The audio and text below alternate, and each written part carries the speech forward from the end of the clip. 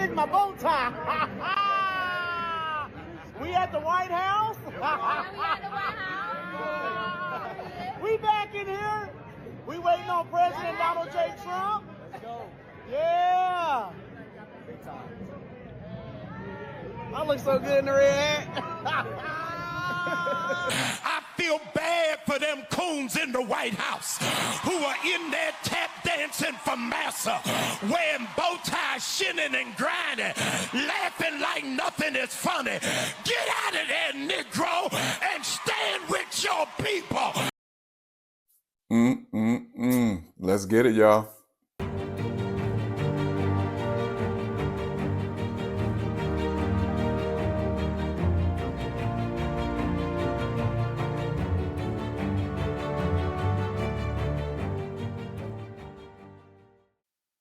Good evening, ladies and gentlemen. Welcome to another edition of the CMC Show, Candid Melanin Conversations. I'm your host, Anthony Stewart.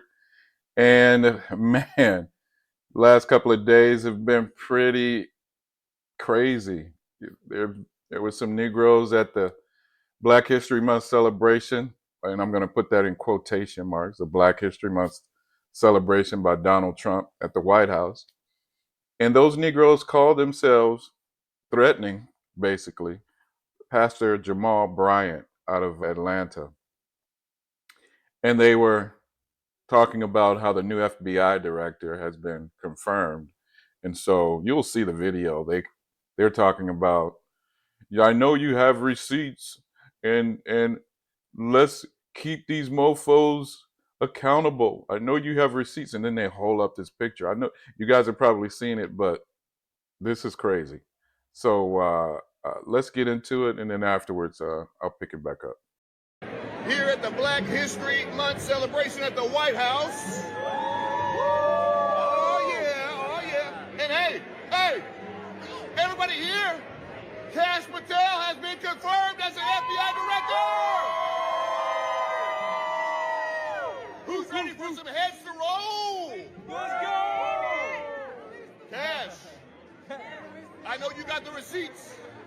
Hold them mother suckers accountable. Show elderly.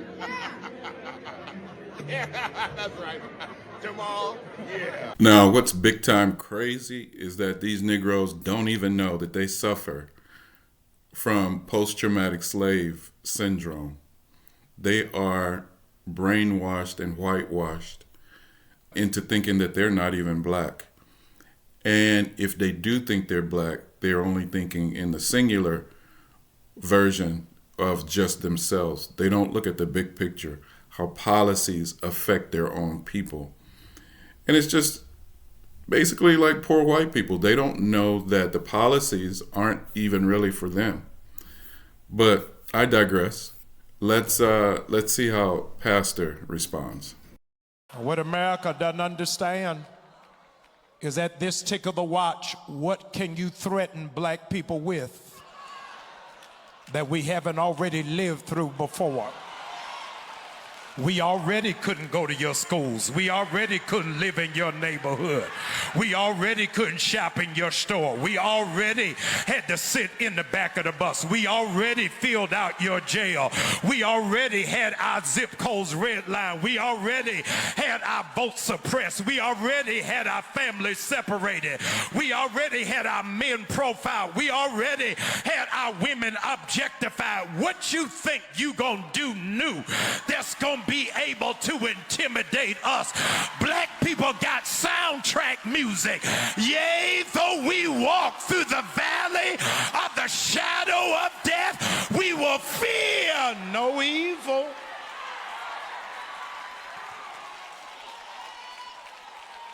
It is their master plan to make you live in fear so you don't fight back, so you don't lift up your voice, so you don't kick against the prick. Fear is the only weapon that white supremacy has.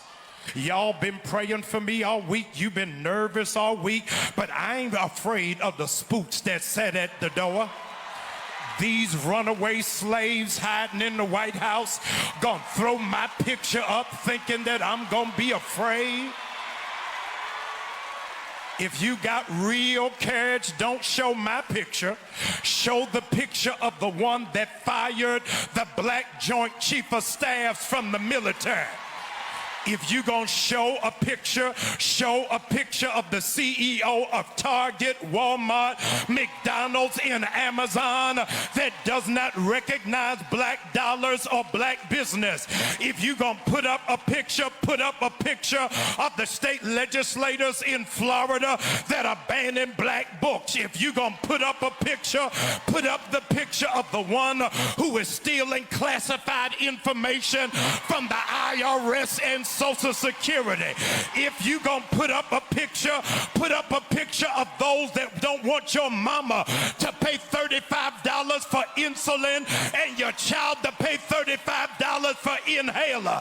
If you gonna put up a picture of those that are jailing children and separating families. I ain't ever scared. In case you forgot, I'm from the west side of Baltimore. If you got a problem, pull up on me.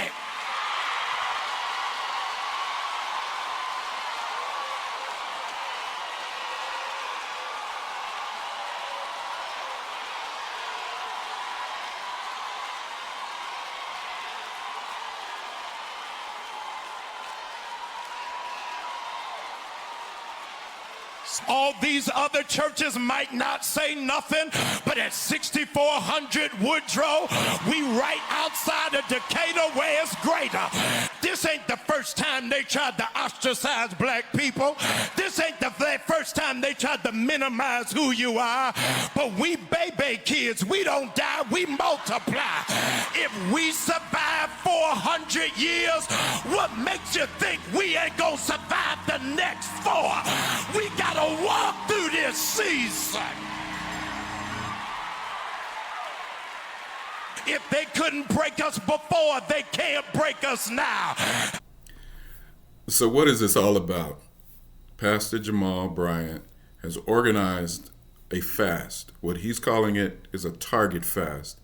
And it's all connected to DEI, how the president and his cronies and his minions has dismantled DEI, and the companies that are following Donald Trump's lead, well, they're going to be dealt with financially.